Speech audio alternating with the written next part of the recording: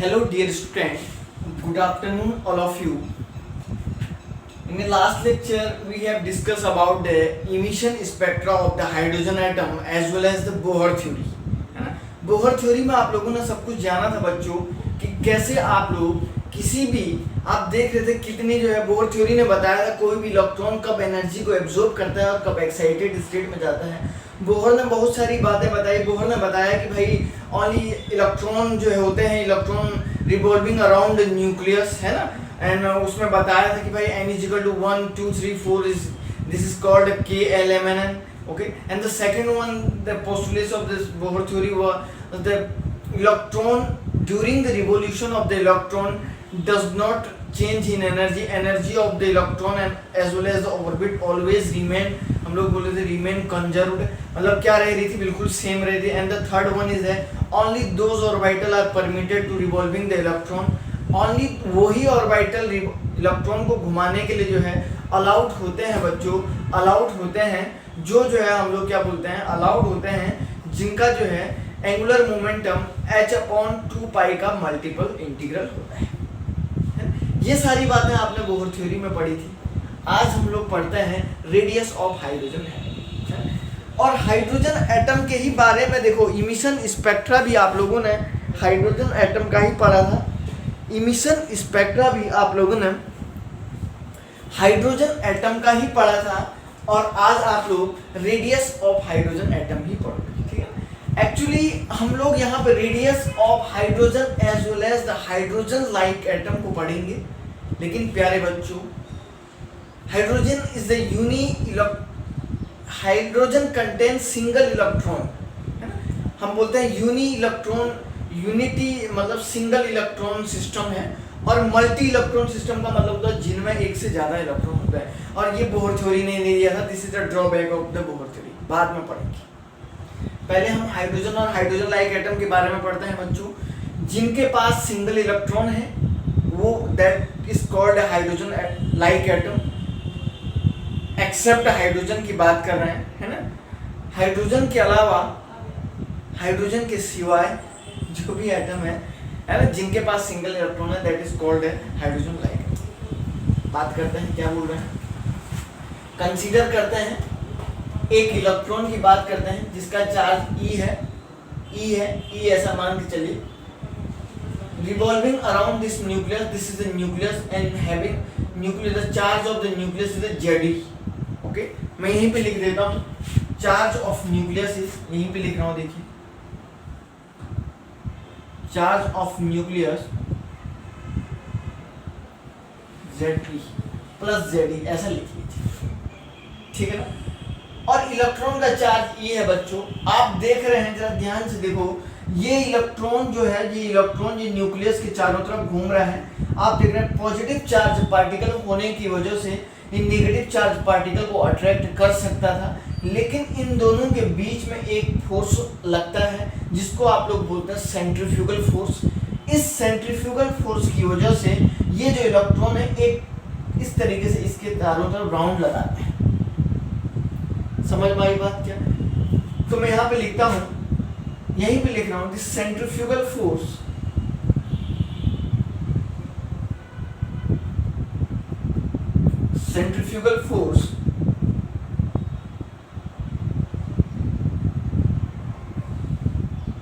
act between the nucleus and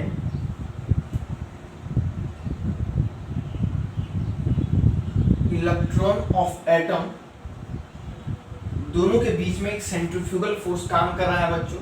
जरा ध्यान से देख लीजिएगा, ठीक है ना। अब देखो, ये सेंट्रीफ्यूगल फोर्स की वजह से ये इलेक्ट्रॉन इसके चारों तरफ ऐसे सर्कुलर पाथ में क्या कर रहा है, राउंड लगा रहा है। ये बात पहले किसने बोल दी थी, बोहर थ्योरी में ये बात बता दी गई थी, और हमने ही पढ़ा हुआ है ना। ये बात हमने पहले ही पढ़ी हुई है, क्योंकि ये जो है बोहर थ्योरी में बता दी, ठीक है। अब क्या होता है, जरा ध्यान से देखो बच्चों, अब क्या होता है, ये नेगेटिव चार्ज वाला इलेक्ट्रॉन है, ये इलेक्ट्रॉन एक आप देख रहे हैं एक निश्चित एक फिक्स डिस्टेंस के रिस्पेक्ट में राउंड लगा रहा है ना। आप देख रहे हैं, देखिए ये एक फिक्स डिस्टेंस के रिस्पेक्ट में ऐसे राउंड लगा रहा है, ग्राउंड लगा रहा है, लेकिन सेंट्रीफ्यूगल फोर्स तो इसको यहाँ गिरने से बचा रहा है, लेकिन उतनी ही डिस्टेंस में ये कैसे चक्कर लगा रहा है, दिस इज द क्वेश्चन। एक फिक्स डिस्टेंस में ये इसके चारों तरफ चक्कर लगा रहा है। The reason behind this that, इसके पीछे क्या रीजन है बच्चों कि ये जो न्यूक्लियस है, ये न्यूक्लियस यहाँ से एक फोर्स ऑफ अट्रैक्शन लगाता है, समझ रहे ना? जितना यहाँ से सेंट्रीफ्यूगल फोर्स लगता है उतना ही यहाँ से क्या लगता है बच्चों, एक फोर्स ऑफ अट्रैक्शन लगता है। जो फोर्स ऑफ अट्रैक्शन होता है वो एक इलेक्ट्रोस्टैटिक फोर्स ऑफ अट्रैक्शन लगाता है ये न्यूक्लियस, ठीक है ना? ये जो फोर्स ऑफ अट्रैक्शन, ठीक है ना, यहां से आप देख रहे हैं, यहां से तो क्या हो रहा है बच्चों, सेंट्रीफ्यूगल फोर्स लिख देता हूं मैं, फोर्स लग रहा है, और यहां से आप देख रहे हैं, और यहां से क्या हो रहा है, इलेक्ट्रोस्टैटिक फोर्स ऑफ अट्रैक्शन लग रहा है।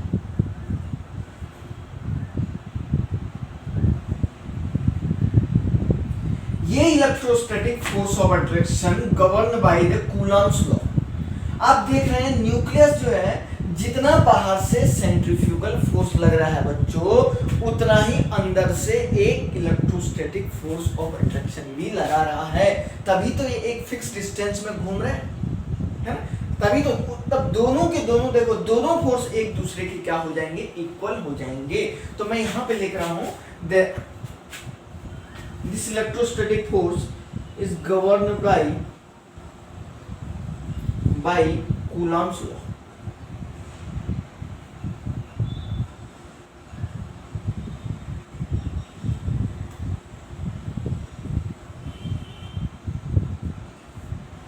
ठीक है ना?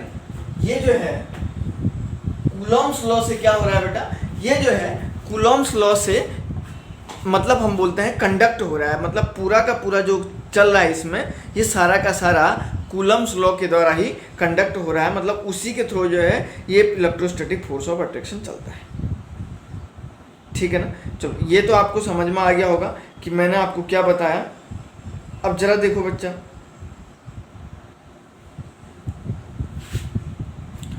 अब क्या होगा, अब एक बात बता रहा हूं, ये सेंट्रीफ्यूगल फोर्स जो है इसी के इक्वल होगा, किसके, इलेक्ट्रोस्टैटिक फोर्स के इक्विवेलेंट। ठीक है ना? तो मैं यहां पे लिख रहा हूं सेंट्रीफ्यूगल फोर्स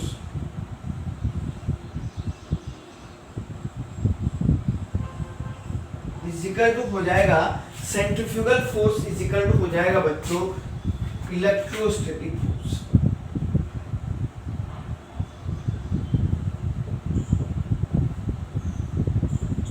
ये इलेक्ट्रोस्टैटिक फोर्स क्या है बेटा, देखिए ये इलेक्ट्रोस्टैटिक फोर्स ये है K into Q1 into Q2 upon R square. ठीक है ना? Q1 is the charge into charge. ठीक है? तो देखो यहाँ पे इलेक्ट्रोस्टैटिक फोर्स क्या होगा, इलेक्ट्रोस्टैटिक फोर्स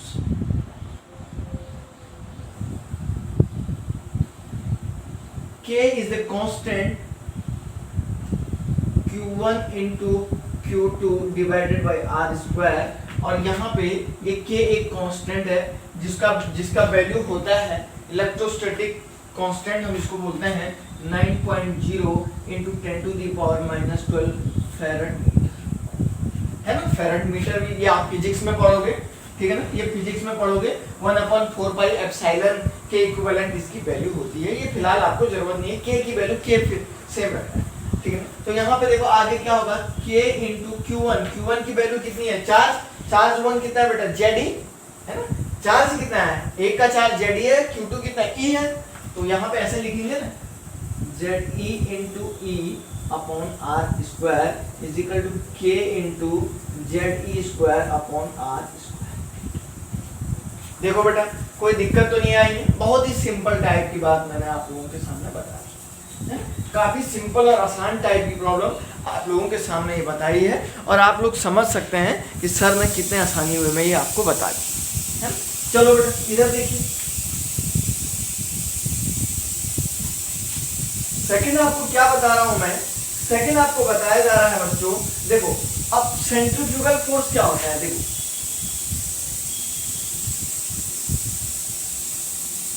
सेंट्रीफ्यूगल फोर्स का मतलब होता है mv² अपॉन r, ठीक है ना। अब ये दोनों के दोनों इक्विवेलेंट हैं, मैंने यहाँ पे लिखाया है centrifugal force is equal to, आप देख रहे हैं तो ये इक्वेशन 2 लिख दो और इस वाले को इक्वेशन 1, ठीक है ना। जरा देख लीजिएगा, मैं थोड़ा सा इसे मिटाऊंगा क्योंकि बोर्ड पे हमारे पास एक अच्छे से स्पेस नहीं हो पा रहा है, तो देख लीजिएगा आप लोग, कोई दिक्कत नहीं आनी चाहिए आप लोगों को, है ना।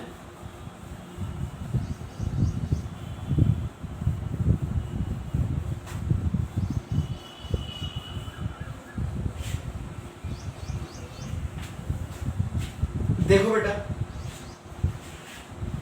अब मैं इक्वेशन 1 और इक्वेशन 2 को बराबर कर देता हूँ, इक्वेट कर देता हूँ। इक्वेशन 1 यहाँ पे मैंने रखा हुआ है आपके सामने और इक्वेशन 2 भी लिखी। इक्वेशन 1 इज इक्वल टू, ऐसे लिख लीजिएगा, इक्वेशन 1 इक्वल टू इक्वेशन 2, आपने दोनों को कोरिलेट किया है, okay. So what is happen that k into ze² upon r² equal to mv² upon mv² upon r। k मैंने आपको बताया k की वैल्यू 9.0 into 10⁻⁻12 के अप्रोक्सीमेट मिलती है, फिलहाल कोई दिक्कत नहीं, ठीक है ना। तो देखो r से r यहाँ से कैंसिल हो रहा है बच्चों, इसको बाहर लाइए, k इंटू ऐसे लिखिए k into ze² upon m into r is equal to v²। एक वैल्यू तो v की ये होगी और इसको नाम दे दीजिएगा इक्वेशन नंबर 3, ठीक है ना। बहुत ही सिंपल तरीके से मैं इसको समझा रहा हूँ, आपको ये समझ में आ जाना चाहिए, ठीक है ना। दूसरा देखो क्या होगा, बोहर ने बोला कि ओनली उसी ऑर्बिटल में इलेक्ट्रॉन घूमते हैं, only those orbitals are permitted to revolving around the nucleus जिनका एंगुलर मोमेंटम h/2π के मल्टीपल इंटीग्रल होता है। बोला था ना h/2π के मल्टीपल इंटीग्रल होता है। तो अकॉर्डिंग टू बोहर ने बोला है तो ऐसे लिखना पड़ेगा, according to Bohr theory only those orbitals are permitted to revolving around the nucleus, to revolving electron around the nucleus, है ना। Those angular momentum, mvr is the angular momentum, is equal to h upon is multiple integral of h/2π, है ना, ऐसे ही होगा बिल्कुल। और यहाँ से भी एक काम करिए, v की वैल्यू निकाल दो तो h/2π m into r, ठीक है ना। और यहाँ पे इसी को आप लोग एक काम करो, इसी को आप लोग एक काम करिए, देखिए बच्चों, यहाँ से आप इसको देखो b की वैल्यू है ना आपके पास, तो हमने एक b की वैल्यू पहले भी निकाल रखी है, देख लीजिएगा, एक b की वैल्यू मैंने यहाँ पे निकाली v² की, तो इसको भी v² की वैल्यू निकाल दो। तो यहाँ पे v² is equal to h² upon क्या हो जाएगा 4π² m² r²। This is the equation number 4, ठीक है ना बेटा। ये आपका इक्वेशन नंबर 4 हो जाएगा, इसमें आपको कोई भी प्रॉब्लम नहीं आएगी, ठीक है ना। चलो देखो आगे, अब देखो बेटा, अब दोनों को equation number 3 equal to equation number 4 दोनों को कोरिलेट कर दीजिएगा, दोनों इक्वेशन को एक साथ कंबाइन करिए। तो v² is equal to v², है ना, तो एक का v² is equal to another दूसरे का v²। तो v² की वैल्यू क्या है, एक के केस में देखो k into ze² upon m into r is equal to, देखो दूसरे का हो जाएगा h² अपॉन 4π² m² r², है ना। देख लीजिए बेटा, कोई दिक्कत तो नहीं है ना, दोनों की वैल्यू मैंने सेम रखी है, किसी को कोई डाउट है तो पूछ लीजिए, है ना, कोई दिक्कत नहीं। देखो कुछ चीजें कैंसिल करते हैं हम, यहाँ से r से r कैंसिल करो, m से m कैंसिल करो, ठीक है ना। तो क्या करो आप लोग, और कुछ तो कैंसिल नहीं हो रहा है, r बाहर निकाल दो, यहाँ से ये वाला r बाहर निकालो, है ना, तो ये वाला r बाहर निकालेंगे तो ये इधर आ जाएगा, तो r इज इक्वल टू क्या हो जाएगा बेटा h² अपॉन पाई स्क्वायर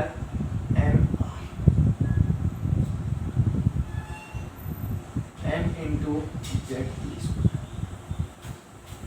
ठीक है ना। चलो एक तो ये आपने सिंपल निकाल लिया। जरा दोबारा इधर देखो, मैंने कहा था अकॉर्डिंग टू बोहर, बोहर ने क्या बोला था, according to Bohr NBR is equal to NH upon 2 pi, H upon 2 pi N is equal to 1। और अगर n की value if n is equal to यहाँ पे 1 है तब तो ये फॉर्मूला आ रहा है बच्चों, आ रहा है, तब तो ये आ रहा है। अगर n की वैल्यू 1 नहीं है तो यहाँ पे n स्क्वायर भी आ जाएगा, है ना। तो ये क्या हो जाएगा, पूरा NH upon 2 pi mr, पूरा NH लगेगा ना यहाँ पे, तो n स्क्वायर, तो इधर भी क्या हो जाएगा बेटा, देखो n स्क्वायर, तो यहाँ पे क्या रहेगा n स्क्वायर। अगर n is equal to 2 है, n स्क्वायर ऐसा हो जाएगा, ऐसा लिख लिया आपने। और अगर आपने कहा कि sir n is equal to अगर 1 है तो r of h is equal to h square upon 4 pi square m into Z T square. बहुत ही सिंपल टाइप की क्वेश्चन मैंने आपको बता दिया है। This is a very very important derivation of radius of hydrogen atom. लेकिन जरा ध्यान से देखो, n की वैल्यू आपने 1 रखी, अगर n की वैल्यू 1 ही नहीं रखते हैं, अगर देखो n की वैल्यू देखो, अगर सेकंड के लिए कुछ और आता है, हो सकता है n is equal to 2, second orbital के लिए कुछ आता है, थर्ड के लिए कुछ आता है, where n is equal to number of orbital, h is the Planck constant, pi is the pi, m is the mass of electron। तो n की वैल्यू कितनी होती है बेटा, देखो पहली बात तो देखो यहाँ पे k भी होगा, तो k यहाँ से देखो, तो k भी क्या हो जाएगा, इधर आ जाएगा k, यहाँ से k भी इसमें है ना। अब देखो k की वैल्यू क्या है बेटा, 9.0 into 10 to the power minus 12, है ना। 4 पाई की वैल्यू कितनी है, 3.14 रखो, m is equal to कितना होगा, 9.1 into 10 to the power minus 31 kg, mass of electron. अरे समझ में आ रहा है बेटा। जेड का मतलब क्या होता है, इफेक्टिव न्यूक्लियर चार्ज। तो जेड इज इक्वल टू आप बोलेंगे इफेक्टिव न्यूक्लियर चार्ज, मैंने पहले भी आपको पढ़ाया था ये। तो जेड अलग अलग एटम के लिए एटॉमिक नंबर के बराबर होता है, और ई कितना होता है बेटा, 1.6 into 10 to the power minus 90 coulomb electron का चार्ज हो जाएगा। और H की वैल्यू भी आप रख लीजिए, कोई दिक्कत नहीं।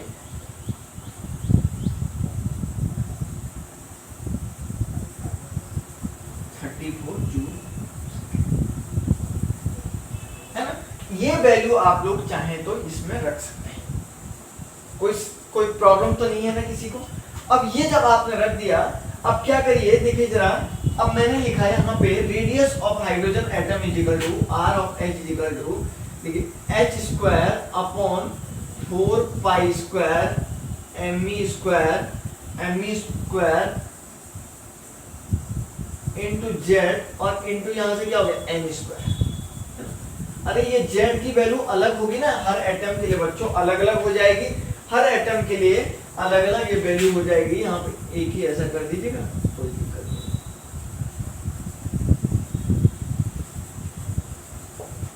जेड की वैल्यू सबके लिए अलग अलग होगी ना, अरे जेड की वैल्यू बेटा सबके लिए अलग अलग होगी, और एन भी अलग अलग हो सकता है, क्योंकि एन की हमें थोड़ी ना पता वैल्यू।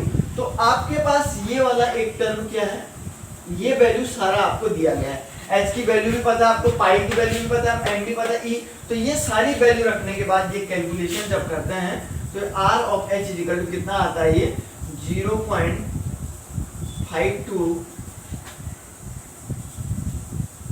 ऐसे लिखता हूँ, 52.9 पिकोमीटर इंटू, सॉरी पहले इसको क्या बोलो, ए नॉट बोलो, ठीक है ना, इसको ए नॉट बोल दो। तो R of H is equal to A naught into n square upon Z. This is the radius of hydrogen atom. और A naught की वैल्यू कितनी होती है, 52.9 पिकोमीटर। पिकोमीटर में इतना होता है, या इसको हम लोग बोलते हैं 0.52 एंगस्ट्रॉम में इसको ऐसे बोल देते हैं, है ना, इसको ऐसे बोलते हैं। तो या आप लोग ऐसे लिख सकते हैं, R of H is equal to 0.52 into angstrom into n square upon z। देख लीजिएगा, बहुत ही सिंपल टाइप की रिएक्शन मैंने आप लोगों को बता दिया है बेटा, और आपको इसमें से अब हमको कुछ न्यूमेरिकली सॉल्व करने हैं, बाकी ये सारा हो जाएगा।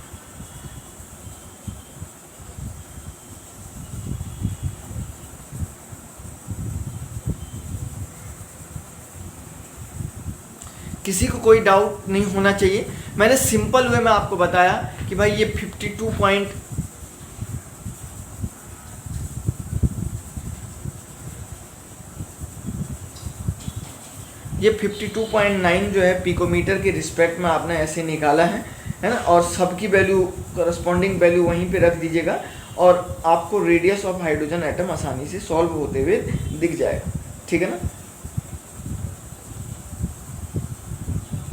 के की वैल्यू आप रख सकते हैं 1/4πε0, ठीक है ना बेटा। के की वैल्यू भी चाहे तो आप रख सकते हैं, और इसमें किसी को कोई भी प्रॉब्लम नहीं आनी चाहिए, ठीक है। चलिए थोड़ा सा और इसमें आगे बढ़ते हैं, फिर आप लोगों से बात करते हैं। तो एक सिंपल टाइप का ये तो हो गया, इतना तो आपने एक सिंपल डेरिवेशन समझा। देखो एक बार और मैं इसको समझा रहा हूं। मैंने आपको बताया कि न्यूक्लियस से क्या होता है, न्यूक्लियस से एक सेंट्रीफ्यूगल फोर्स लगता है बच्चों। इलेक्ट्रॉन जो है न्यूक्लियस की तरफ जो है एक सेंट्रीफ्यूगल फोर्स लगाता है, और उस सेंट्रीफ्यूगल फोर्स के रिस्पेक्ट में उतने ही राउंड में क्या होता है, इलेक्ट्रॉन मूव करता है। और दूसरा क्या होता है कि न्यूक्लियस की तरफ से जो है एक इलेक्ट्रोस्टैटिक फोर्स ऑफ अट्रैक्शन लगता है। जितना सेंट्रीफ्यूगल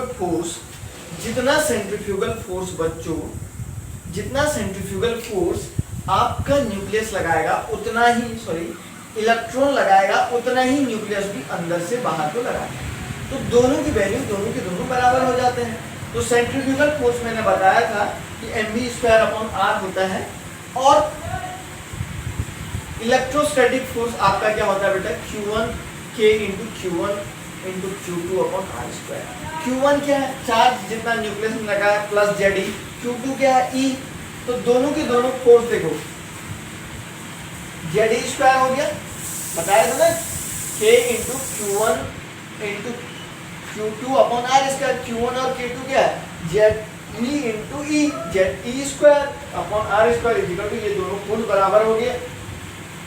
R से R कैंसिल किया, और यहाँ पे क्या बचा बेटा, देखो m को इधर ला लो, b की वैल्यू निकाल दो। इक्वेशन नंबर फर्स्ट हमने पहले ही निकाल दिया है ना। Equation first, according to Bohr theory mvr = nh/2π। Bohr theory में क्या बोला गया कि mvr = nh/2π। उन्होंने कहा कि भाई only those orbital are permitted to revolving around the nucleus जिनका एंगुलर मोमेंटम जो है mvr = nh/2π की मल्टीपल इंटीग्रल होता है। n का मतलब n अगर 1 है तो h/2π लिख लो, लेकिन n कुछ भी हो सकता है ना। फिलहाल मैं ऐसा मान के यहाँ से b निकालो, और ये वैल्यू दोनों के दोनों इधर रख लो, nh/2π mvr, और v² निकालेंगे तो सारा स्क्वायर कर दो, तो अब ये बराबर। अब दोनों के दोनों v² की वैल्यू को इक्वेट कर दो, दोनों के दोनों v² की वैल्यू को इक्वेट कर दीजिएगा, तो v² = v² एक के हो जाएगा। तो देखो दोनों की दोनों, एक का वैल्यू मैंने इधर से रख दिया, दूसरे का उधर से रख दिया, है ना। m से m कैंसिल, m² वाला कैंसिल कर दो, r से r² कैंसिल, इसको r को बाहर लाओ इधर, और ये सारा का सारा नीचे ले जाओ, ले गया मैं। लेकिन Z तो सबके लिए अलग अलग होगा। हाइड्रोजन एटम के लिए 1 होता है, हाइड्रोजन लाइट के लिए किसी के लिए 2 होता है, किसी के लिए 3 होता है, किसी के लिए 4 होता है। तो Z की वैल्यू अलग, n भी सबके लिए अलग अलग होगा। n का मतलब हो गया नंबर ऑफ ऑर्बिटल। n का मीनिंग क्या हो गया बेटा, नंबर ऑफ ऑर्बिटल। तो यहीं पे लिख देता हूं,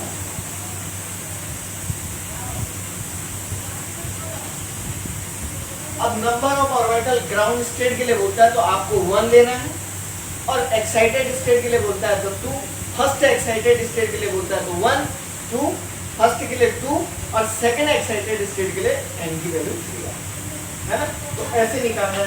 s की वैल्यू आपको पता है, मैंने k की वैल्यू लिखी है, पाई की वैल्यू लिखी है, n की वैल्यू, z की वैल्यू अलग अलग होती है, e की वैल्यू लिखी है, h की वैल्यू। तो जो वैल्यू आपको पता है वो सारा हमने एक कांस्टेंट ए नॉट मान लिया। तो आपको आर की वैल्यू कभी कभी ऐसा मान के चलना है, A naught into N square upon Z, A naught into N square upon Z, ठीक है ना बेटा। और नहीं तो आपके पास फॉर्मूला है N square H square N square H square upon 4 pi M E square Z, है ना। तो ए नॉट की वैल्यू पूरा कैलकुलेट, ये सारी वैल्यू मैंने यहाँ रखी और कैलकुलेट करने के बाद इतना आता है, ये आप घर पे आराम से कर सकते, नहीं तो करने की कोई जरूरत नहीं है। 52.9 पिकोमीटर में रखते हैं, 0.52 एंगस्ट्रॉम में रखते हैं, दिस इज द वैल्यू। अब कंक्लूजन क्या निकला इस इक्वेशन का वो मैं आपको बता रहा हूँ, जरा देखो बेटा क्या हुआ इसमें।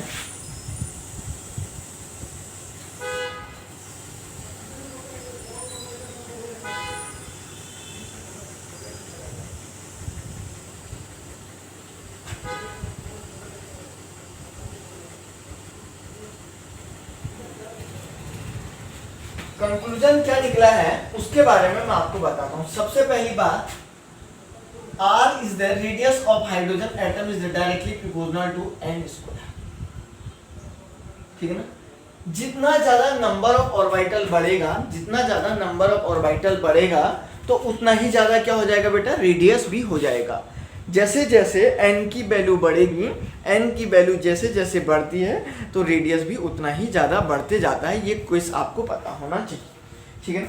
क्वेश्चन क्या है इसमें, क्वेश्चन मैं यहाँ पे लिख रहा हूँ, जरा देखो बच्चा।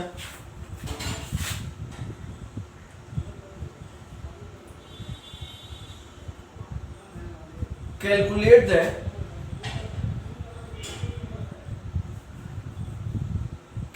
द first excited state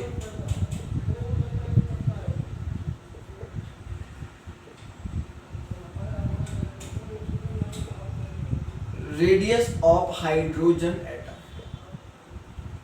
एक सिंपल टाइप का क्वेश्चन मैंने लिखा है, calculate the first excited state radius of hydrogen atom. It means first excited state, this is n is equal to 1, this is n is equal to 2, when an electron absorbs some amount of energy and jump to ground state to excited state, this is the first excited state, है ना। First excited state ऐसा होता है। तो आप देख रहे हैं n की वैल्यू बेटा यहाँ पे कितनी हो जाएगी 2, z की वैल्यू कितनी हो जाएगी 1, ठीक है ना। चलो देखो यहाँ पे लिख रहा हूँ मैं, तो radius of hydrogen atom is equal to, angstrom में निकालते हैं या किसी में भी निकाल दो, आपकी मर्जी है, 0.52952 angstrom into n square upon क्या हो जाएगा z, okay. So 0.52 angstrom into n की value 2 square upon 1 is equal to 0.52 in angstrom into 4, है ना। और 4 से जब आप लोगों ने बच्चों इसको मल्टीप्लाई किया होगा तो ये आपका करीब करीब आएगा 0.52 इंटू 4 से जब मल्टीप्लाई करोगे तो ये आएगा 2.08, 2 equal to 2.08 angstrom. This is the radius of hydrogen atom. The final answer of this question, एक सिंपल टाइप की प्रॉब्लम मैंने आप लोगों को बता दिया है। और अगर क्वेश्चन में लिखता calculate the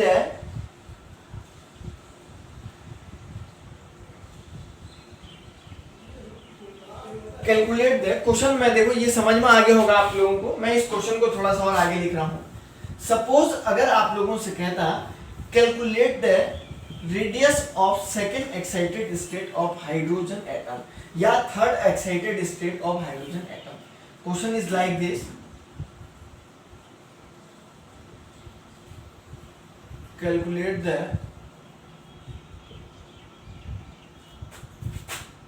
radius of second excited state of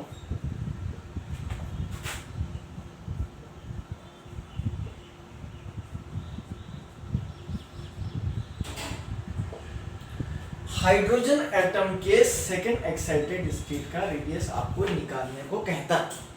तो आपको करना क्या है, या थर्ड एक्साइटेड स्टेट। तो देखो बच्चा क्या लिख करता हूं मैं, देखिए this is the ground state of n is equal to 1 is the ground state of the hydrogen atom, n is equal to 2, n is equal to 3। देखो अगर कोई इलेक्ट्रॉन यहाँ से यहाँ जाता है तो this is called first excited state.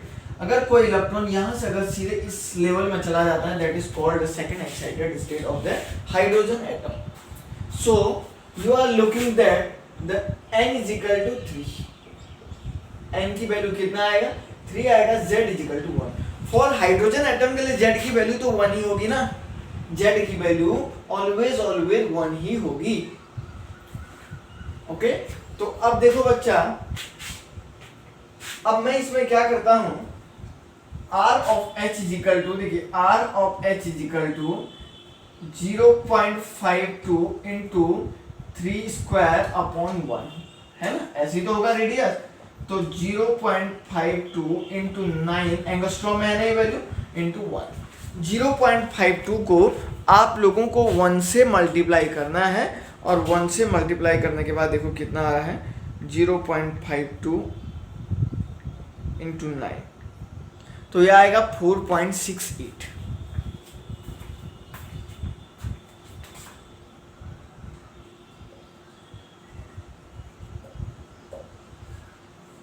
एक टाइप का इक्वेशन ऐसा भी हो, ठीक है ना बेटा। दूसरा एक और रिएक्शन, एक और टाइप की प्रॉब्लम्स आप लोगों से पूछेगा, एक और टाइप की प्रॉब्लम आप लोगों से पूछता है। मैं आपको बता देता हूं कि किस टाइप की प्रॉब्लम एक और आपसे पूछा जाता है।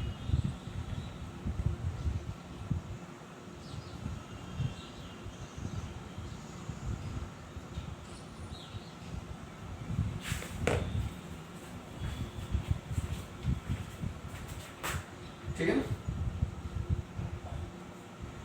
एक और टाइप की प्रॉब्लम आपसे पूछेगा, देखिए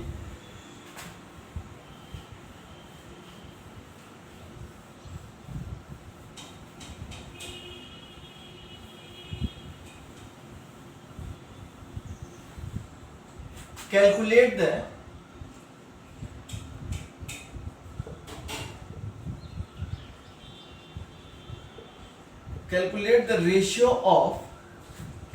the ratio of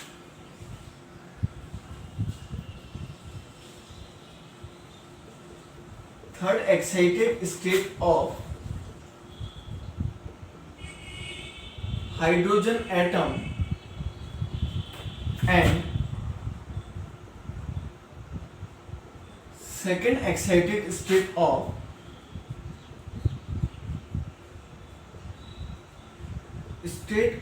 helium atom, helium positive.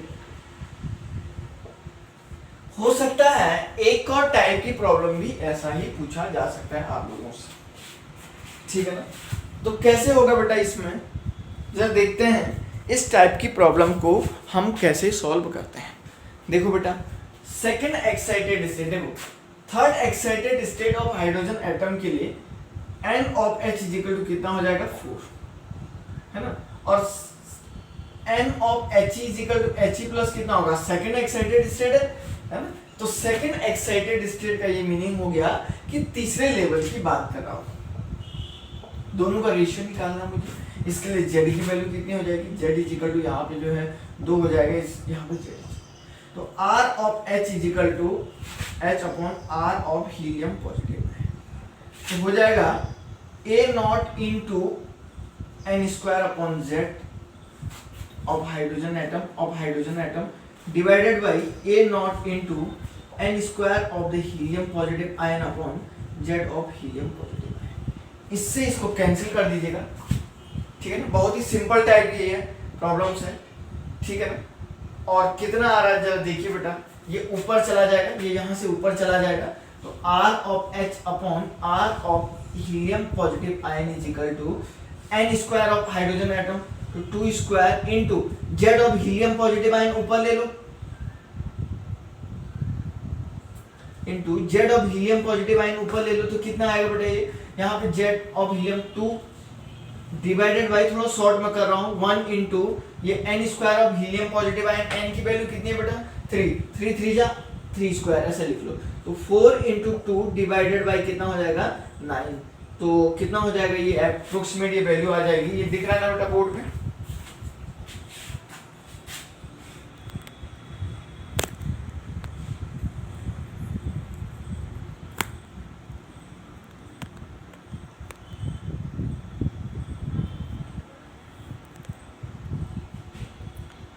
ठीक है ना। और उसके बाद ये इतना करीब आने के बाद आप देख रहे हैं, देखिए यहीं पे आगे लिख रहा हूँ, ये 8 अपॉन कितना आ जाएगा 9 is equal to R of H upon R of helium positive है। This is the ratio between the दोनों के बीच में जो है रेशियो ऐसा हो जाएगा।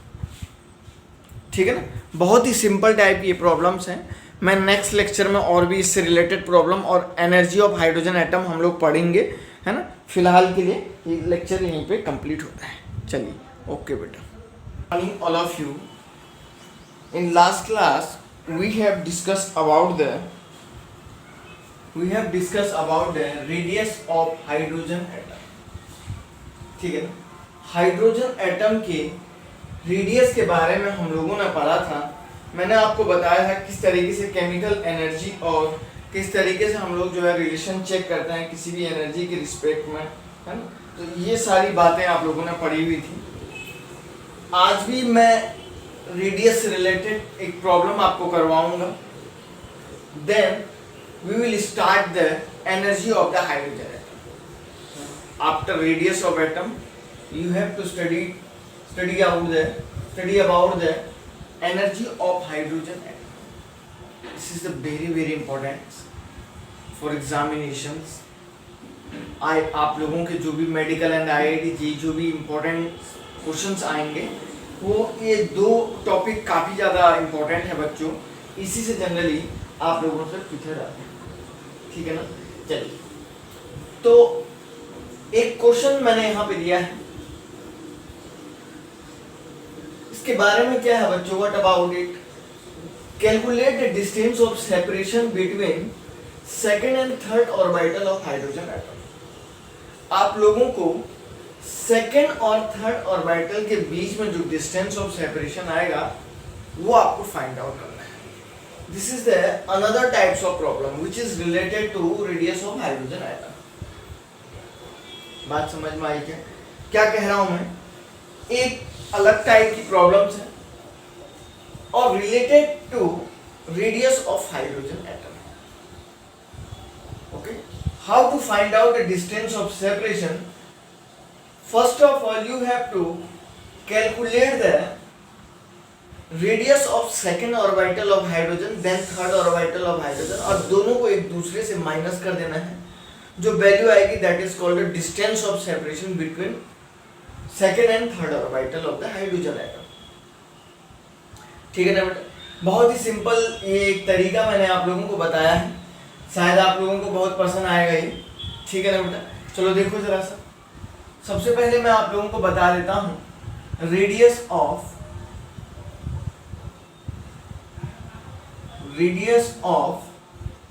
हाइड्रोजन एटम का एक फॉर्मूला होता है, इसको मैं यहीं पे लिख रहा हूं, देखिए 0.52 इंटू एंगस्ट्रॉम में ही लेते हैं ये सारा, n स्क्वायर अपॉन z। यही होगा ना, बिल्कुल। n की वैल्यू अगर आप सेकेंड ऑर्बिटल के लिए निकालें तो r(2) लिखेंगे, तो 0.5 को ऐसे ही रख दो बेटा, माइनस करते टाइम ये बाहर आ जाएगा, इनटू, या एक काम करो a0 के टर्म में ले लो, a0 के टर्म में ले लो, मतलब a0 के टर्म में ले लो, तो आपको पता है ना a0 इजिकल टू क्या लिखा था मैंने, 0.529 ऐसे ही लिखा था। तो आप चाहे तो a0 के टर्म में लीजिएगा, तो r of h is equal to क्या हो जाएगा, a0 into n square upon z, है ना। a0 के टर्म में रख सकते हैं, कोई दिक्कत नहीं है। तो करेंगे क्या, r(2) निकालेंगे, तो a0 into 2 square upon 1 is equal to 4a0। दूसरा r(3) is equal to a0 into 3 square upon 1। ठीक है ना, तो क्या हो जाएगा, a0 इंटू 3 3 जा 9। यही होगा क्या, बिल्कुल। क्या क्या बोलेंगे इसको, 9 of A naught. This is the R of, and distance of separation equal to हो जाएगा distance of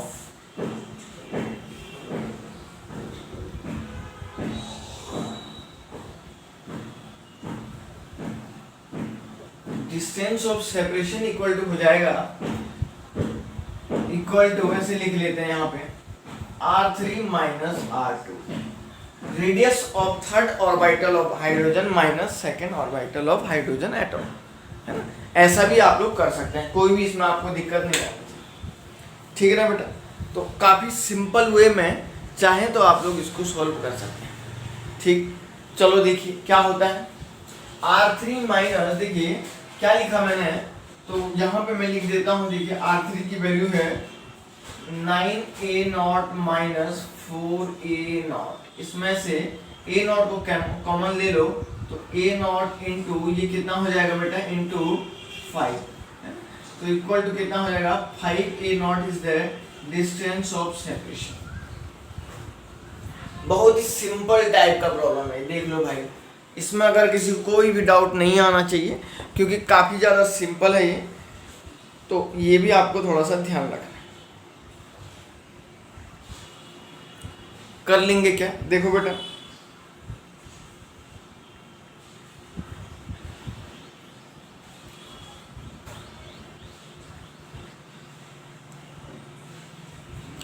ठीक है ना, बहुत ही आसान है। चलिए एक क्वेश्चन और मैं इसमें आप लोगों को करवाना चाहता हूं, जो कि इंपॉर्टेंट टाइप की प्रॉब्लम है, ठीक है ना। चलिए देखिए बेटा,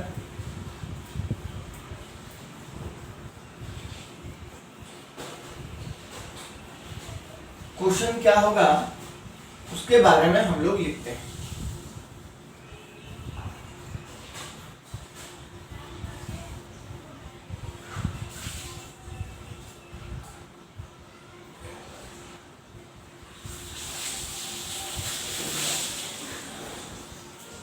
क्वेश्चन क्या है,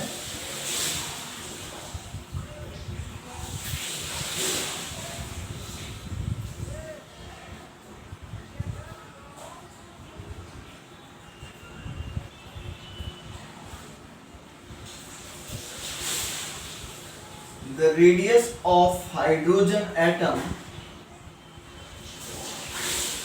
the radius of hydrogen atom is 211.4 picometre, ठीक है ना,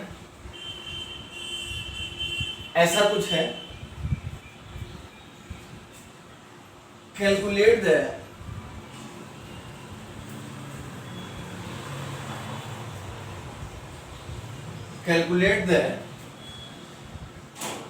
number of spectral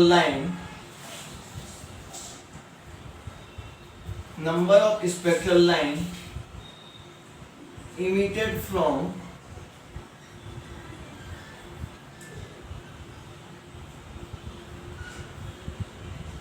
ऐसे लिखिए,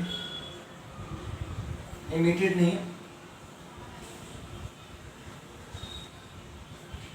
observed from ground state to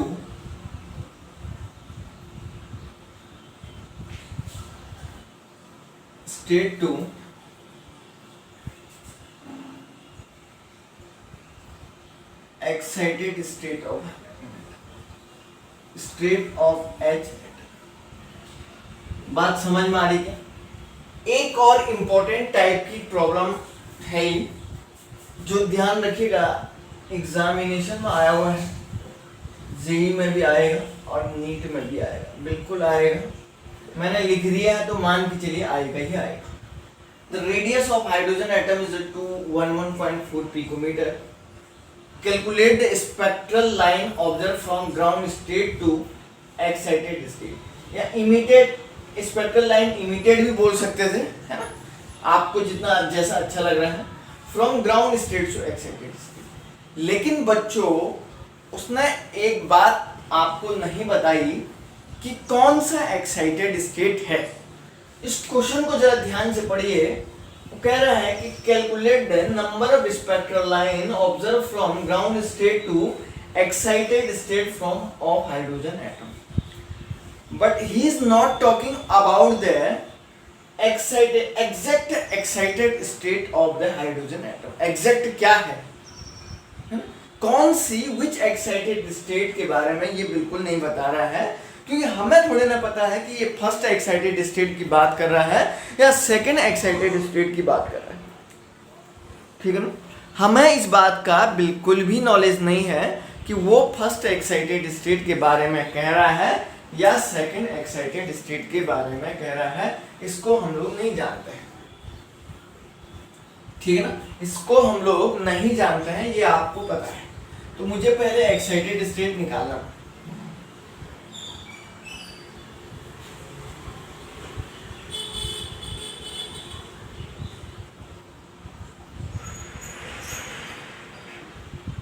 state of H atom. तो number of spectral line is equal to होता है number of spectral line equal to n into n minus, ऐसे लिखाया था ना मैंने, 1/. ठीक है ना, number of spectral line equal to, मैंने आपको कुछ एक ऐसा फॉर्मूला लगाया था, लेकिन मैंने ये बताया था बच्चों, ये फॉर्मूला तब लगेगा जब आपके पास ग्राउंड स्टेट से एक्साइटेड स्टेट में जा रहा होगा. लेकिन ये तो आपको पता लग गया है कि ग्राउंड स्टेट से एक्साइटेड स्टेट में ही जा रहा है. ठीक है ना, लेकिन कौन से एक्साइटेड स्टेट में जा रहा है इस बात का नहीं पता लगा अभी आपको. ठीक है ना,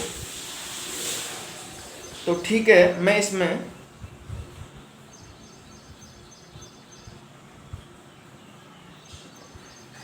तो हम लोग क्या करते हैं, सबसे पहले n की वैल्यू आपको निकालना पड़ेगा.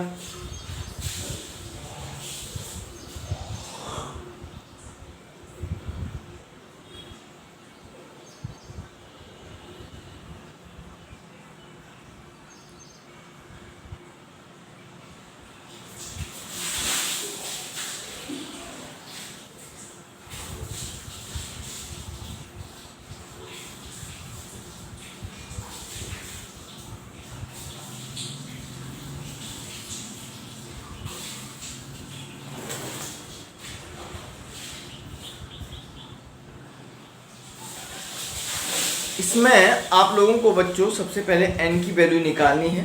तो n की वैल्यू कैसे फाइंड आउट करते हैं ये सब आप लोग पहले से जानते हैं, बस मैं आप लोगों को थोड़ा सा हिंट दे रहा हूँ. ठीक है ना, तो पहले n की वैल्यू अगर आप लोगों को फाइंड आउट करना है तो देखो क्या करना पड़ेगा. ठीक है ना, रेडियस से आपको n की वैल्यू फाइंड आउट करनी है.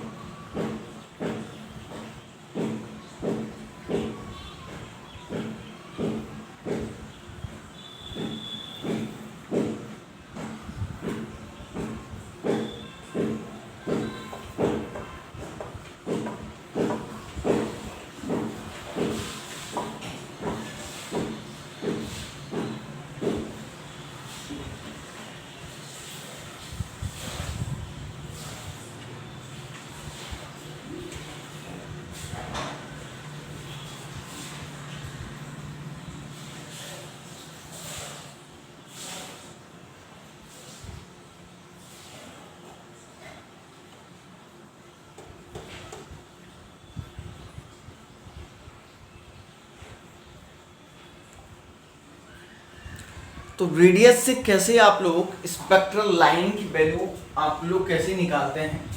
तो radius of hydrogen atom is equal to A naught into N square upon Z, ऐसा ही कुछ हो जाएगा. ठीक है ना बेटा. अब ग्राउंड स्टेट के लिए आप लोगों को पता है जब n की वैल्यू 1 होती है तो रेडियस, अगर आप ग्राउंड स्टेट का पहले देखिए, रेडियस देखिए, ground state r of ground state 1, r of ground state 1 is equal to a naught की वैल्यू पिकोमीटर में कितनी आएगी 52.9 इनटू n, n की वैल्यू कितनी है 1 अपॉन 1, तो मतलब आप देख रहे हैं बच्चों ए नॉट की वैल्यू वैसे भी कितनी आती है 52.9 ही आएगी, रेडियस ऑफ ग्राउंड स्टेट है ना। रेडियस ऑफ ग्राउंड स्टेट तो आप लोगों को पता है इतना आएगा। अब क्वेश्चन क्या है बच्चों, मैं आर ऑफ ये लिखता हूं तो ये 52.9 into N square upon Z, ये जो वैल्यू है बच्चों यहाँ पे ये जो वैल्यू है ये ग्राउंड स्टेट के लिए एक तरीके से, ये जो वैल्यू मैंने लिखा हुआ है ये एक तरीके से ground state of hydrogen atom, ठीक है ना। Ground state of hydrogen atom की ये वैल्यू मैंने आपके सामने लिखा हुआ है।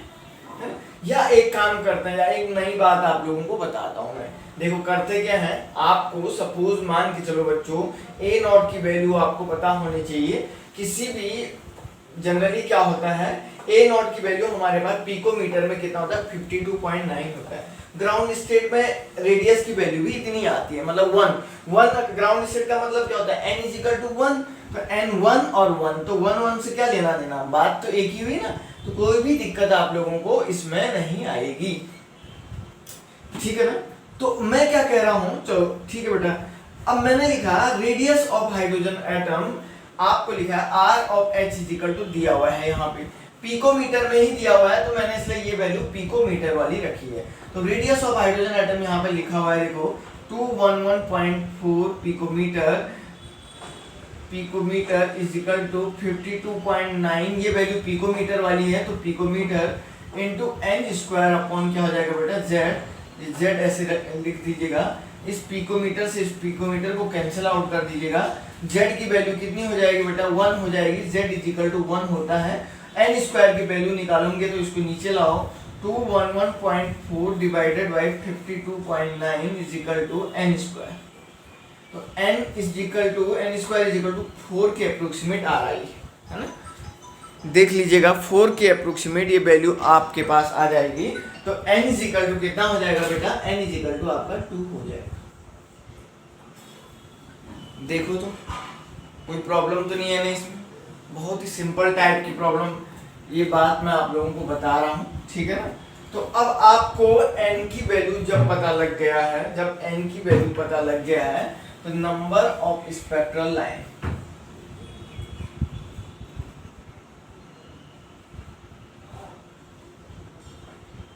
= हो जाएगा n × n-1 डिवाइडेड बाई 2।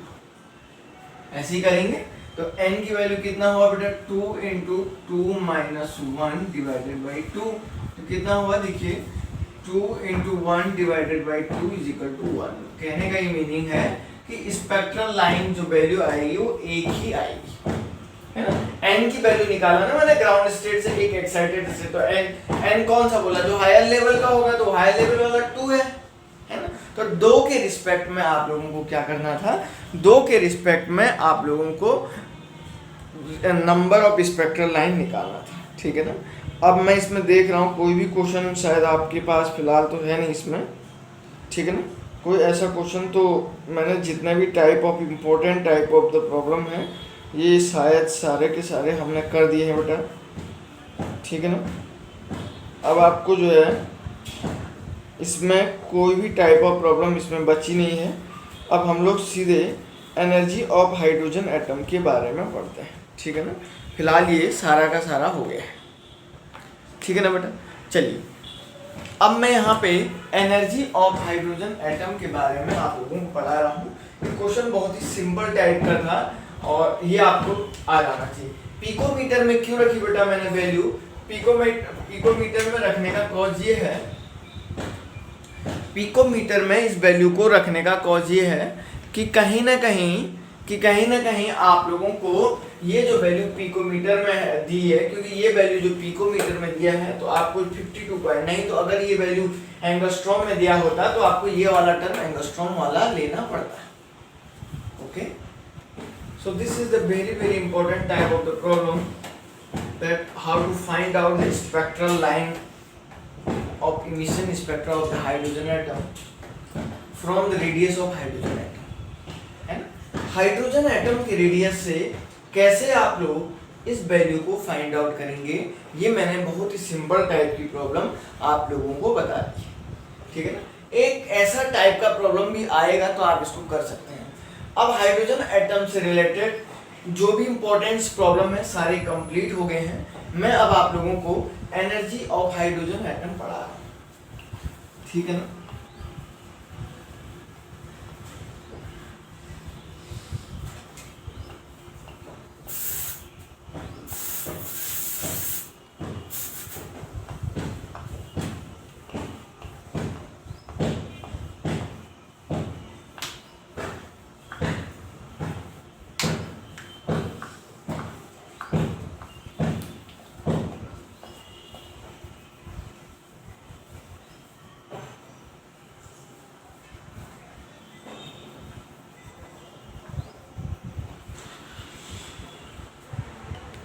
अब मैं लिख रहा हूं बेटा energy of hydrogen.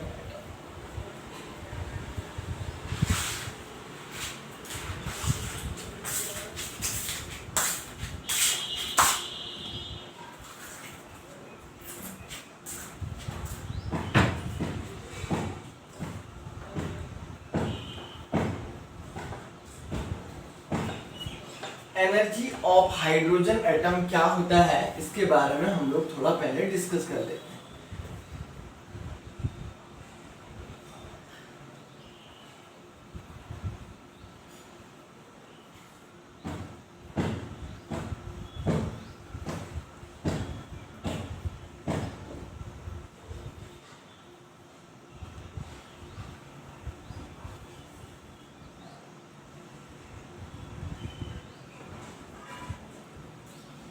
Energy of hydrogen atom, ठीक है ना। क्या होता है ये energy of hydrogen atom, generally क्या कहा जाता है। सबसे पहली बात तो मैं आप लोगों को बताता हूं। एनर्जी ऑफ हाइड्रोजन एटम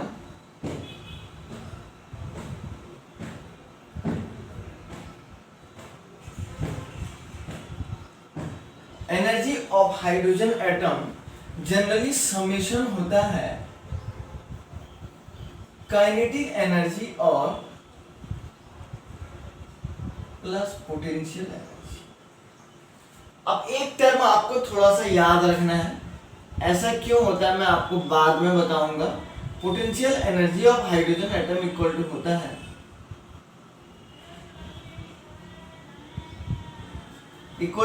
है Ze² अपॉन। ये पॉइंट आपको थोड़ा सा याद रखना है बेटा, ठीक है ना। ये पॉइंट आप लोगों को थोड़ा सा कुछ समय के लिए ही याद रखना है, ठीक है ना। दोनों को एक बार और लिखा हूं मैं, देखिए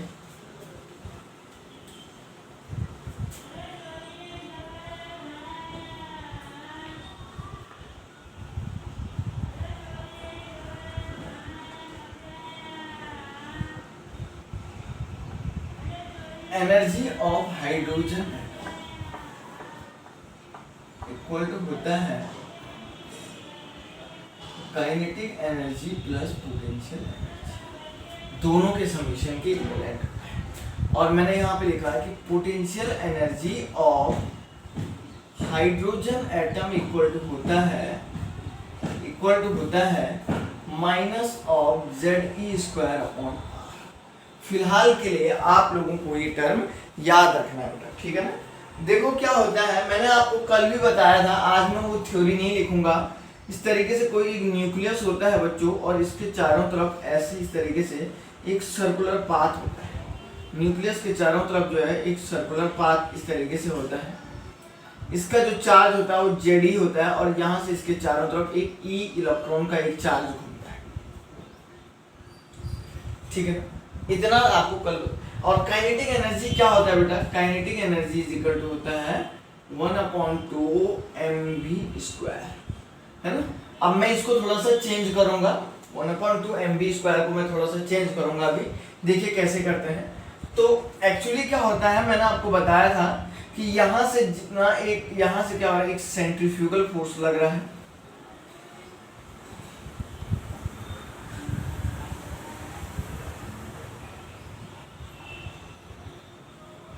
और आपका जो न्यूक्लियस है, न्यूक्लियस पे एक इलेक्ट्रोस्टैटिक फोर्स लगा रहा है।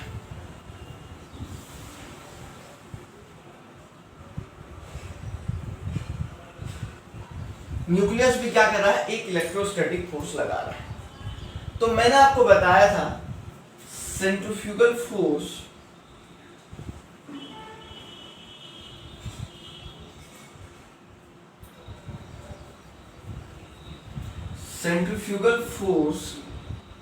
इज इक्वल टू हो जाएगा इलेक्ट्रोस्टैटिक फोर्स। मैं थोड़ा शॉर्ट में लिख रहा हूं, आप लोग क्योंकि कल से जानते हो। अब ये centrifugal force mv square upon r is equal to k into q1 q2 upon r square, यही था, बिल्कुल यही था, कल बताया था ना मैंने। So mv square upon r is equal to k into q1 की वैल्यू है ze into e upon r square, ऐसे ही होगा बिल्कुल। So mv square upon r is equal to k into ze square upon r square, r square से ये वाला cancel कर दो। So mv square is equal to कितना हुआ बच्चों, mv square is equal to k into ze square, ऐसे हो गया, बिल्कुल हो गया, कोई दिक्कत तो नहीं है। k की वैल्यू को मैं फिलहाल 1 रख देता हूं और लास्ट में जब मैं कैलकुलेट करूंगा क्योंकि जे स्क्वायर के साथ k है, समझ रहे हैं ना, k जो है जे स्क्वायर के साथ में है। बात समझ में आ रहा है बेटा?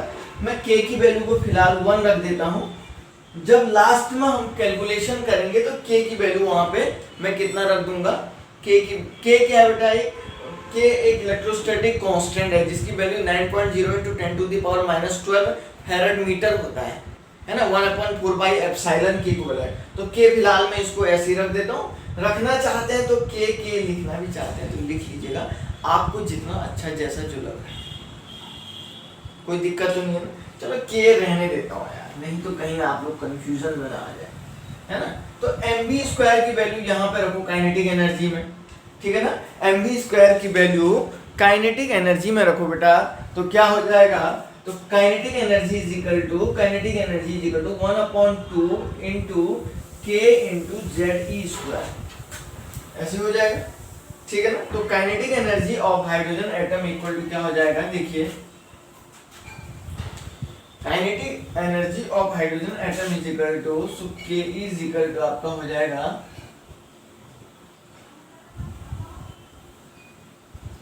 k को बाहर ले लो ऐसे, तो ze स्क्वायर अपॉन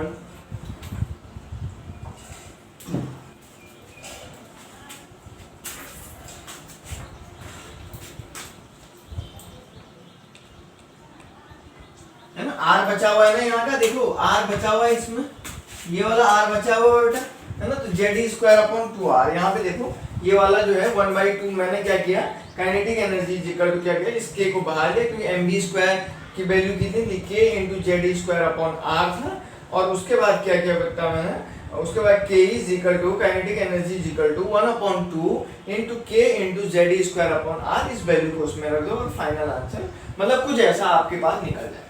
देखिए ये निकला क्या, काइनेटिक एनर्जी। अब काइनेटिक एनर्जी, अब एनर्जी ऑफ हाइड्रोजन एटम, इस इक्वेशन को लिखना है आपको, है ना। अब एनर्जी निकालनी ना आपको हाइड्रोजन एटम की, देखो बेटा कैसे निकालते हैं। सो एनर्जी ऑफ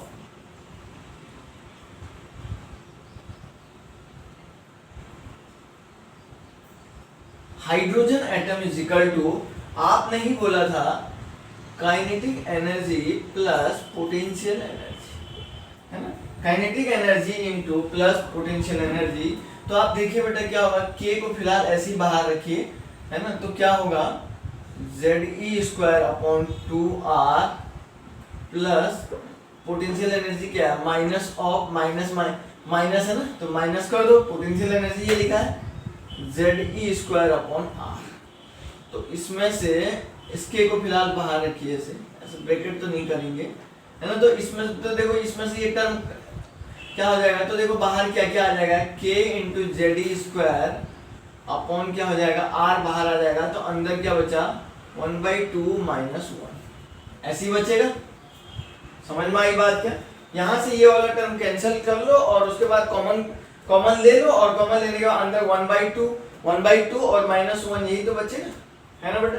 तो ये देखो क्या होगा, तो इक्वल टू ये हो जाएगा k into Z E square upon R into -1/2। तो ये ओवरऑल जो एनर्जी हो जाएगी, so that's why energy of hydrogen atom E of H is equal to हो जाएगा माइनस ऑफ k इंटू 1/2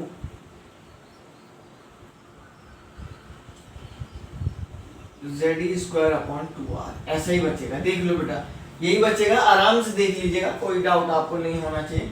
बहुत ही सिंपल मैथमेटिकल वे में मैंने इसको लिखा। अब ये क्या है बेटा, r क्या है, radius of hydrogen atom E of H। तो वी नो दैट, हम लोग क्या जानते हैं,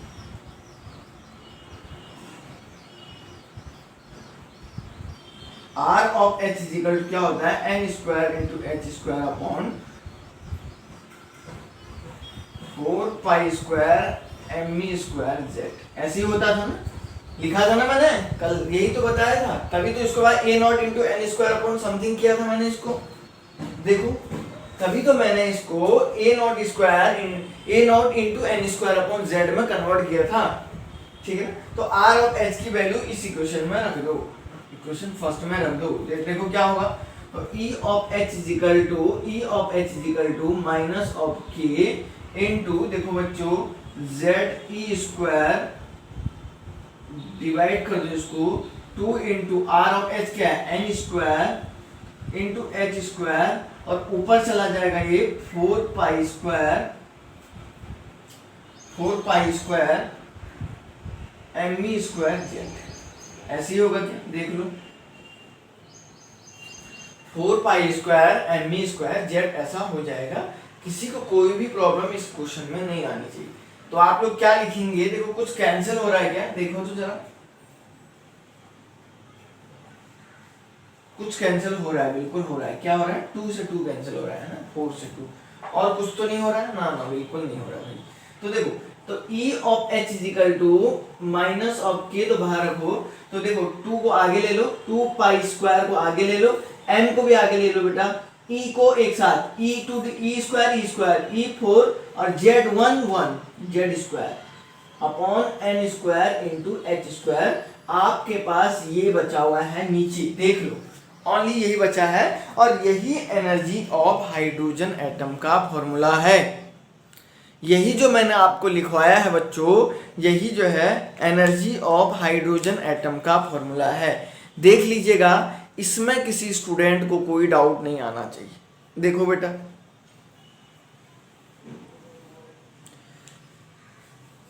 लिख लीजिएगा, इसको कोई भी डाउट नहीं होना चाहिए,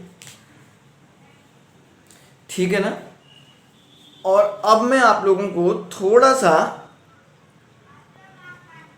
इधर देखिए, चलो अब इतना आपको समझ में आ गया, तो थोड़ा सा मैं इसको मिटा रहा हूं, तो वहां वाला टर्म इधर लिख रहा हूं, ठीक है ना। आगे क्या लिख रहा हूं, तो energy of hydrogen atom is equal to, आपको ये तो पता लग गया है बच्चों कि कैसे आप लोग जो है एनर्जी ऑफ हाइड्रोजन एटम को निकाल रहे हैं, ठीक है ना। तो देखो,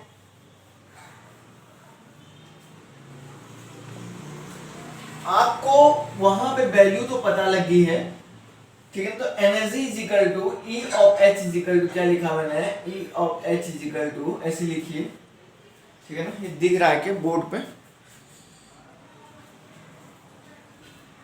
तो E of H is equal to हो जाएगा, E of H is equal to minus of K, ठीक है ना, 2 pi square Me4 Z square upon N square into H square. देख लो बेटा, ये आपका एक important equation energy of hydrogen atom. ये माइनस का मीनिंग ये नहीं है कि माइनस एनर्जी माइनस में कहाँ होती है, नहीं होती है, तो एनर्जी रिलीज हो रही बोलते हैं। इसका मतलब नेगेटिव साइन का मतलब होता है कि एनर्जी इमिट हो रही है, बाहर निकल रही है एनर्जी। हम नेगेटिव थोड़ी ना बोलेंगे, एनर्जी कभी भी हाइड्रोजन एटम की नेगेटिव में नहीं हो सकती है, इस बात का आप लोगों को ध्यान रखना है, ठीक है ना। तो एक सिंपल क्वेश्चन मैंने आप लोगों को ये बताया है, ठीक है ना। अब क्या हुआ, कि मैंने यहाँ पे नेगेटिव साइन लगाया है, तो नेगेटिव साइन का ये मीनिंग नहीं है कि भाई एनर्जी जो है, आप जनरली एनर्जी नेगेटिव होगी, एनर्जी नेगेटिव का माइनस साइन का मतलब है कि इमिशन हो रहा है, इमिट हो रही है एनर्जी, मतलब रिलीज हो रही है ना। अब देखो बच्चों क्या होता है, K की वैल्यू मैं यहाँ पे लिख देता हूँ। K जो है, जो कांस्टेंट है, इलेक्ट्रोस्टैटिक कांस्टेंट है, 9.0 × 10⁻⁻12 फैराड मीटर के इक्विवेलेंट होता है। 2 की वैल्यू 2 ही हो जाएगी, पाई तो आप लोग जानते हैं 3.14 हो जाएगा। m is the mass of electron, m is the mass of electron, 9.1 × 10⁻31 kg। E is the charge of electron, 1.6 × 10⁻19 coulomb, and Z is the effective nuclear charge. Effective nuclear charge. Z को कैसे calculate करते हैं ये सब आप लोग जानते होंगे, which is equal to atomic number, effective nuclear charge.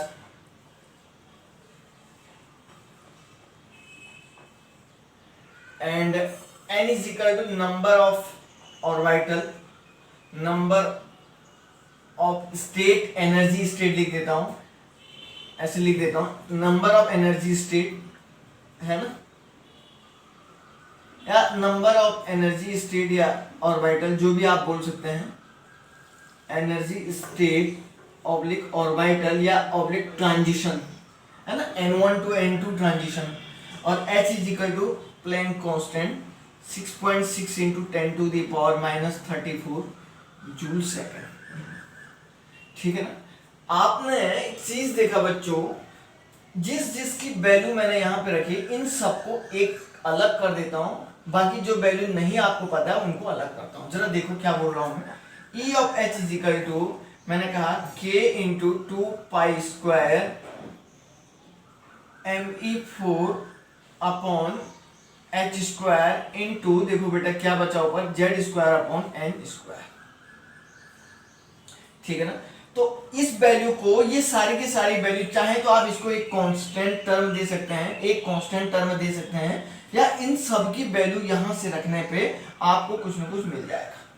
ठीक है ना। तो मैं इस सारी की वैल्यू कैलकुलेट करने के बाद energy of hydrogen atom is equal to 13.6 electron volt into z² upon n²। ये वैल्यू आप लोगों का होता है इलेक्ट्रॉन वोल्ट में, है ना। ये वैल्यू आप लोगों का होता है बच्चों इलेक्ट्रॉन वोल्ट में। बात समझ में आई क्या। और दूसरा आपका अगर जूल में निकालना है, जूल पर एटम में निकालना है, तो energy of hydrogen atom is equal to minus लगाना है 2.18 × 10⁻−18 जूल में रख लीजिएगा इस वैल्यू को, इंटू z² अपॉन n²। ठीक है ना। तो ये वैल्यू तो आपकी जूल, और मैंने एक जूल वाला टर्म में वैल्यू दे दी है। कभी कभी एनर्जी अगर जूल में पूछा जाता है तो आप जूल वाले टर्म को यूज करोगे, अगर जूल पर एटम वाले टर्म को यूज करोगे, ठीक है ना। और ये कोई दिक्कत नहीं आनी चाहिए, ठीक है ना। और दूसरा हम लोग जो है कैलोरी में भी अगर चाहें तो आप वैल्यू को रख सकते हैं, किलो कैलोरी पर मोल की एक वैल्यू मैं लिख देता हूं, ठीक है ना, बोर्ड में दिख ही रहा होगा।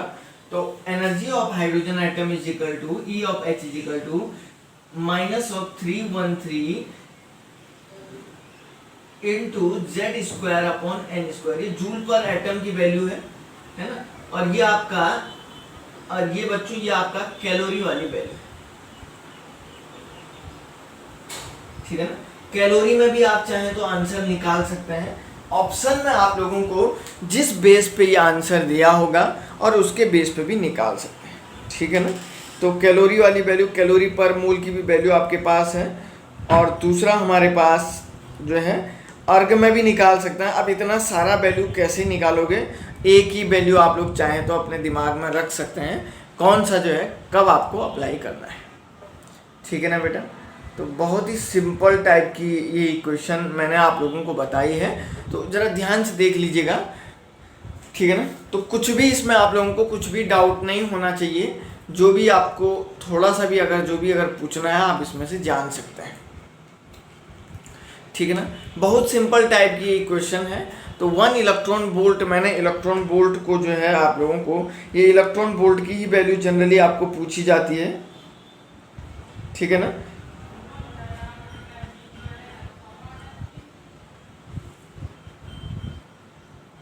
तो 1 electron volt is equal to होता है 1.6 इंटू, मैं यहाँ पे लिख देता हूँ 1 इलेक्ट्रॉन वोल्ट को हम जूल में कैसे कन्वर्ट करते हैं। 1 electron volt is equal to 1.6 into 10⁻⁻19 joule.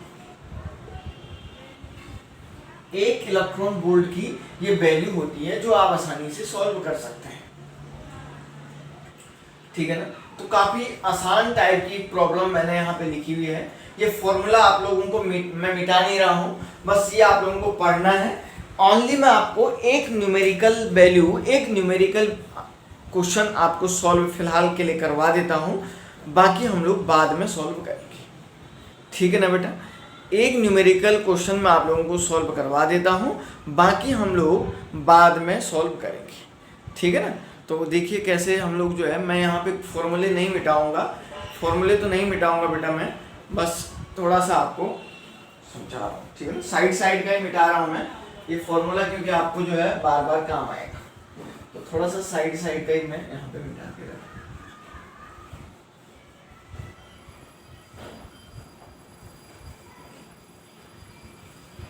ठीक है ना। फॉर्मूला हम लोग जो है मिटा नहीं रहे हैं, क्योंकि फॉर्मूले आपको जो है काम आएंगे अभी क्वेश्चन जब आप करोगे तो,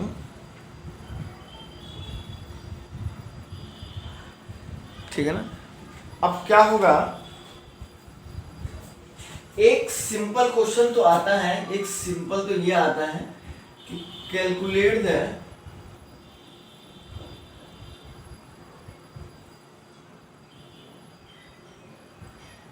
ground state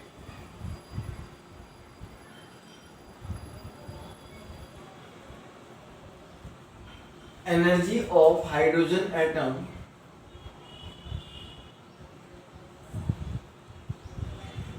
in electron volt. Electron volt में जो है ground state energy of hydrogen atom find out करिए। तो ग्राउंड स्टेट एनर्जी का मतलब हो गया बच्चों n इज इक्वल टू 1।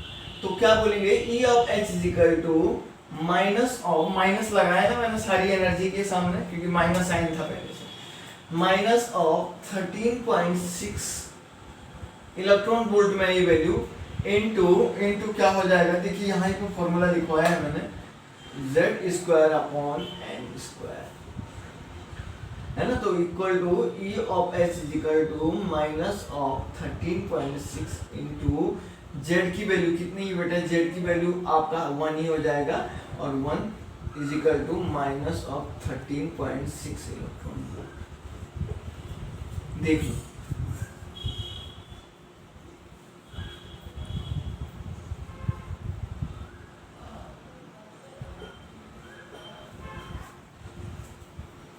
देख लीजिएगा, काफी सिंपल इक्वेशन है। सॉरी क्वेश्चन नहीं दिख रहा आपको।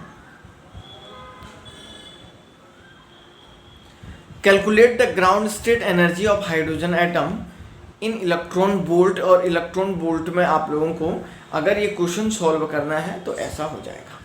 एक दूसरा टाइप का प्रॉब्लम और मैं आपको बता देता हूँ, ठीक है ना। इलेक्ट्रॉन वोल्ट में काफ़ी आसानी से आप लोग इसको सॉल्व कर सकते हैं। एक दूसरा प्रॉब्लम मैं और इसमें करवा देता हूँ, फिर हम लोग जो है बाकी का जो भी है उसको नेक्स्ट लेक्चर में पढ़ेंगे।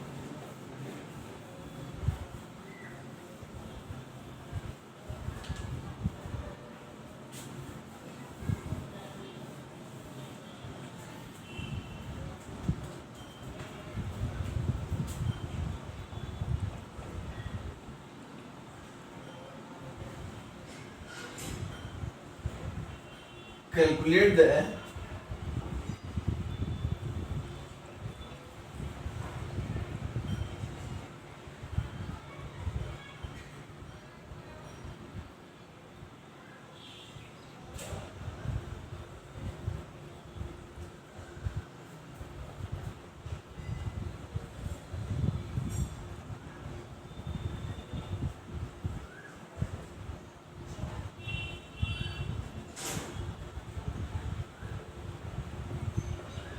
इलेक्ट्रॉन वोल्ट में ही कैलकुलेट करना है, ठीक है ना।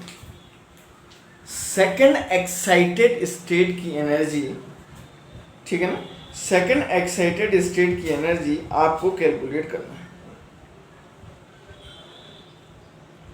ठीक है ना। सेकंड एक्साइटेड स्टेट की एनर्जी आप लोगों को कैलकुलेट करना है इलेक्ट्रॉन वोल्ट में ही, ठीक है ना। तो सेकंड एक्साइटेड स्टेट का मीनिंग मैंने यहाँ पे बोला था, ये n=1 है, ये n=2 है, ये n=3 है। तो ये इसका फर्स्ट एक्साइटेड स्टेट हो जाएगा और ये इसका सेकंड स्टेट हो जाएगा। तो n कितना हो जाएगा, 3 हो जाएगा। तो ये देखो, ये क्वेश्चन आपका जेईई दोनों में आया हुआ है कम से कम 4 या 5 बार, ठीक है ना। ये क्वेश्चन अभी बहुत बार आया हुआ है बेटा, तो ये नोट कर लीजिएगा। मेडिकल वाले तो स्पेशली इसको बहुत अच्छे से पढ़िएगा, जो बच्चे मेडिकल की तैयारी कर रहे हैं। तो मैं यहाँ पे क्या बोल रहा हूँ, energy of hydrogen atom -13.6 electron volt into Z square upon कितना हो जाएगा, 3 है ना, 3 हो जाएगा। तो ये वैल्यू, और देखो सेकंड एक्साइटेड स्टेट की एनर्जी भी आप लोगों को सॉल्व करने को बोल सकता है और फर्स्ट एक्साइटेड स्टेट की एनर्जी भी आप लोगों को सॉल्व करने को कह सकता है, ठीक है ना। 13.6 डिवाइडेड बाई आपका हो जाएगा 9, तो ये आपका हो जाएगा 1.51, तो माइनस ऑफ 1.51 इलेक्ट्रॉन वोल्ट, ठीक है ना। इसको बोलेंगे माइनस ऑफ 1.51 इलेक्ट्रॉन वोल्ट, ये जो है इसकी एनर्जी आ जाएगी। तो ये शायद आपको कोई भी दिक्कत नहीं आनी चाहिए। Z square upon N square के रिस्पेक्ट में आप लोगों ने ये क्वेश्चन भी कैसे सॉल्व करते हैं ये भी आपने कर दिया, ठीक है ना। तो फिलहाल के लिए क्लास को मैं यहीं पे ड्रॉप करता हूँ, और जो भी आने वाला जो भी होगा, अब हम लोग इससे रिलेटेड बहुत सारी प्रॉब्लम नेक्स्ट लेक्चर में करेंगे, क्योंकि ये बहुत ज़्यादा से ज़्यादा आप लोगों को इम्पोर्टेंट है। चलिए, thank you very much dear student.